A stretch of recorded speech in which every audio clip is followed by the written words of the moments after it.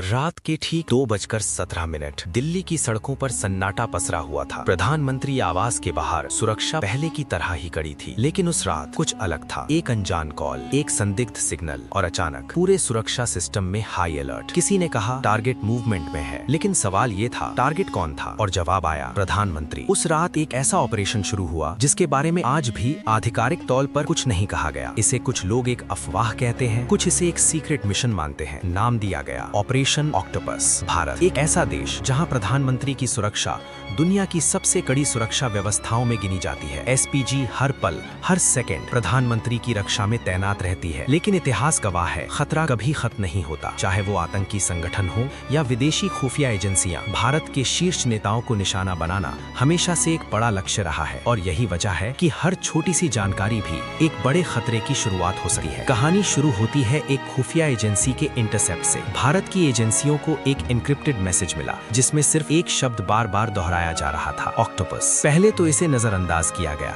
लेकिन जब उसी शब्द के साथ कुछ लोकेशन और टाइमिंग जुड़ने लगे तो एजेंसियों को समझ आया ये कोई कोड नेम है। और फिर जैसे जैसे डिकोडिंग आगे बढ़ी, एक डरावनी तस्वीर सामने आई। एक बड़ा हमला प्लान किया जा रहा था। टारगेट था भारत का सबसे सुरक्षित व्यक्ति, और तरीका बेहद जटिल और मल्टीलेयर। यानी एक ऐसा हमला जो हर सुरक्षा घेरे को एक साथ तोड़ सकता था। ऑक्टोपस एक ऐसा जीव जिसके 8 हाथ होते हैं, और यही इस मिशन की खासियत बताई गई। मल्टीपल अटैक पॉइंट्स, एक साथ कई दिशाओं से हमला और हर दिशा से अलग रणनीति। इसका मतलब था अगर एक हमला फेल हो जाए तो दूसरा, तीसरा, चौथा हमेशा तैयार था। ये कोई सामान्य हमला नहीं था, ये कोऑर्डिनेटेड ऑपरेशन था। जब ये जानकारी सामने आई तो सबसे बड़ा सवाल था हमला कब होगा, कहाँ होगा और कैसे रोक। क्योंकि प्रधानमंत्री हर दिन कई जगहों पर जाते हैं, रैलियां, मीटिंग्स, विदेशी दौरे, हर जगह सुरक्षा देना पहले से ही एक चुनौती होती है।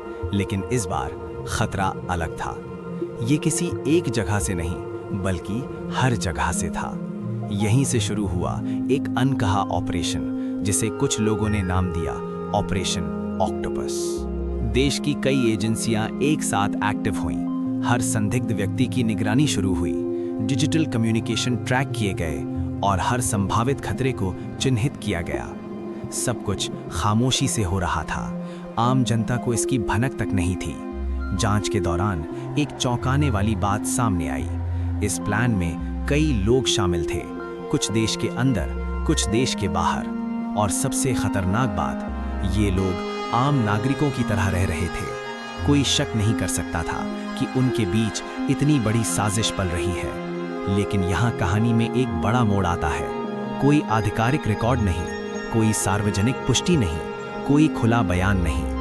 तो क्या ये सब सिर्फ एक अफवाह है, या फिर क्या ये सच में हुआ लेकिन कभी सामने नहीं आया? भारत में कई ऐसे ऑपरेशन हुए हैं जो सालों तक गुप्त रहे। खुफिया एजेंसियां अक्सर अपनी सफलताओं को सार्वजनिक नहीं करती, क्योंकि इससे उनके तरीके उजागर हो सकते हैं और भविष्य के मिशन खतरे में पड़ सकते हैं। इसलिए संभव है कि ऐसे ऑपरेशन हुए हों लेकिन कभी आधिकारिक रूप से स्वीकार ना किए गए हों। ये समझना जरूरी है, भारत के प्रधानमंत्री की सुरक्षा कई लेयर में बटी होती है। एसपीजी, इंटेलिजेंस एजेंसियां, लोकल पुलिस और एडवांस टेक्नोलॉजी सिस्टम्स, हर लेयर एक दूसरे को मजबूत बनाती है। इसलिए किसी भी हमले को सफल बनाना लगभग असंभव हो जाता है।